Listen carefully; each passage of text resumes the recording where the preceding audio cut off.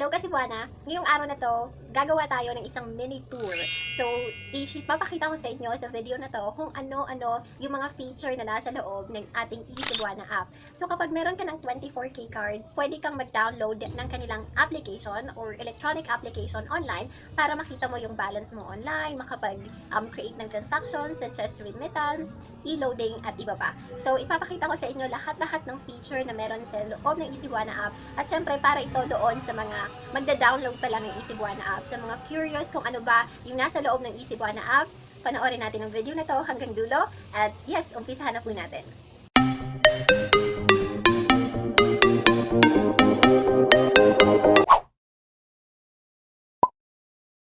Alright, so bubuksan na natin yung ating Cebuana App. Na-download ko na kasi yung application, kaya nandito na siya sa isa sa mga folders ko. So bubuksan na natin yung app. Pag open mo ng app, makikita mo yung logo ng Cebuana at of course, yung kanilang logo talaga na lalaking nakatayo, na nakangiti. So, ang unang bubungad sa inyo is yung 5-digit code na sinet up ninyo nung gumawa kayo ng application or ng application. So, ilalagay ko lang yung code ko. Siyempre, papalitan ko to later kasi alam niyo na yung code ko. So, ayun. Pagkabukas ng app, makikita mo yung account balance mo sa pinakabungad. Tapos, may makikita kang tatlong icon sa taas. Makikita kang account balance, user level, tsaka services. So, punta muna tayo dito sa account balance. So, bukod sa makikita mo yung balance mo mismo, makikita mo rin dito yung mga most recent transaction. So, ito yung mga ginawa kong transaction sa nakalipas na mga araw. So, nakalagay dito yung up to 2 weeks na previous transaction mo. So, ayan siya.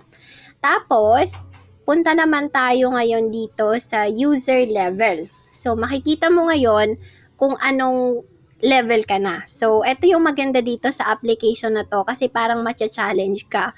Halimbawa, yung hulog mo ay nasa 500 pesos, yung level mo is bronze. Kapag naka 1,000 pesos ka na, nasa silver level ka na. Kapag 5,000, nasa gold level ka na. At syempre, kapag naka 10,000 ka na, nasa platinum level ka na. At kapag na-hit mo na yung 50,000 pesos, nasa diamond level ka na. So, congratulations. So, nakalagay dito sa akin na kailangan ko pang mag-deposit ng 20,234 para ma-unlock yung diamond feature nila. Okay? So, ngayon, ito, magandang inspiration to para ma-challenge ka din na, okay, kailangang maghulog pa ako para ma-reach ko tong level na to. Okay, ngayon dumako naman tayo dito sa services. So, ito yung mga serbisyo na ino-offer nila online na syempre pwede rin natin gawin pag pumunta tayo sa branch. Pero syempre, dahil nga sa pandemic, mas convenient na ngayon yung online transaction. So, ang nangunguna dyan is yung send money feature. So, makikita mo, dalawa yung option sa send money. Makikita mo siya sa account balance, meron kang send money dyan. So, nangunguna siya, 'di ba? Parang dalawang option. Kung gusto mo dito mag-send money, pwede naman 'yan. Okay? Pero kung gusto mong pumunta sa services tapos send money, parehas lang din 'yon. Okay? So, kung gusto nyo, gagawa ko ng separate video kung paano naman magpadala ng pera. Sobrang dali lang nito. Pero yon, mamimili ka sa 4 na options sa pagpapadala ng pera. Pwedeng magpadala ka ng pera sa ibang bangko. So, kunyari, piliin natin yan. So, start transfer ka lang. Bago ka mag-transfer, isasabihin mo na sa'yo kung ano yung mga kailangan mong i-prepare.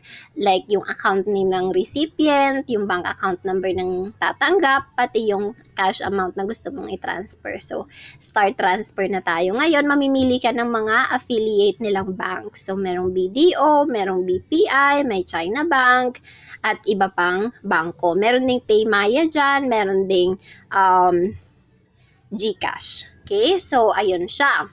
So, let's say gusto mo naman ng send money to other bank account na lang. Or halimbawa, meron kang ibang Cebuana bank account o kaya yung papadalhan mo meron din Cebuana bank account. So, ito yung option na pipiliin mo. Mas maganda dito, mas mura. Okay, yon. Doon, yung kadalasan kong ginagawa is yung cash pick up at any Cebuana Lhuillier pawn shop kasi si mama, pinipick up niya lang yung padala ko sa kanya. So, ito yung madalas kong ginagamit. O kaya naman, pwede kang mag-scan ng QR code. Okay? So, yon. Dumako na tayo ngayon sa buy load option. So, isa to sa mga madalas ko rin ginagawa kasi pag nagpapadala ako kay mama, pinapaloadan ko na rin sila. So, sa buy load option, madali lang. Itatype mo lang yung number ng papaloadan mo, tapos sundin mo lang yung instruction kung ano yung load na gusto mo. Pero dito, ang mga load na available dito ay mga regular load lang. Wala silang, kagaya ng sa GCash na merong mga promo na available, dito wala. So, ayun, pwede ka rin magbayad ng mga bills mo, parang sa GCash din, pwede kang magbayad. Pero dito, medyo limited lang yung kanilang mga affiliate companies. So, ayun, yung mga nakikita kong sikat na, tingin ko sikat kasi kilala ko is yung BPI Card, Signal, ayun, GQuest, Manila Water, Maynilad, Meralco, ayun, Smart Bro, Subic, Water. So, yun yung mga sikat na, or yun yung mga affiliate nila kapag ganyan. O kaya naman Sky Cable. Diyan din ako nagbabayad before ng Sky Cable, pero ngayon sa GCash na ako nagbabayad.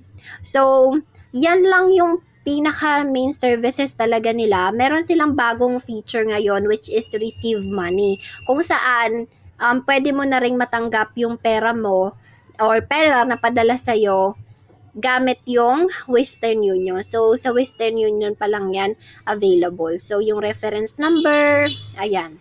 Yan. Kung may padala sa'yo sa Western Union, pwede mo siyang i-claim gamit yung app mo. Tapos, yung cash, matatransfer na lang as balance sa account mo dito sa Cebuana App. Okay?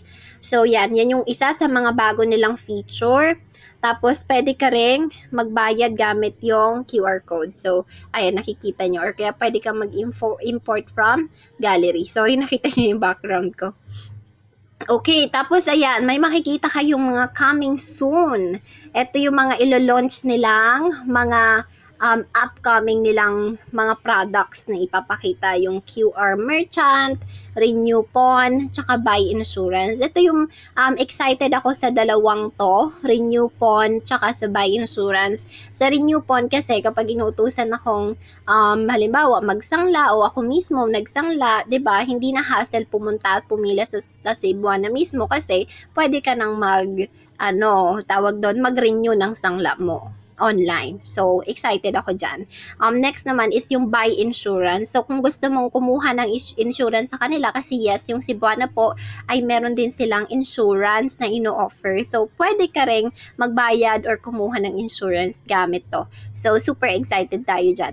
So, basically, yun lang naman yung makikita mo dito sa na to, sa app na to. So, ayun, etong buy load din pala, makikita mo rin siya, nasa bunga din siya, makikita mo rin siya dito sa services, okay? So, itong request, baka nagtataka kayo, ano ba ang request na yan? So, ito yung kapag maglalagay ka naman ng QR code. Kapag QR code naman yung option na ginagamit mo.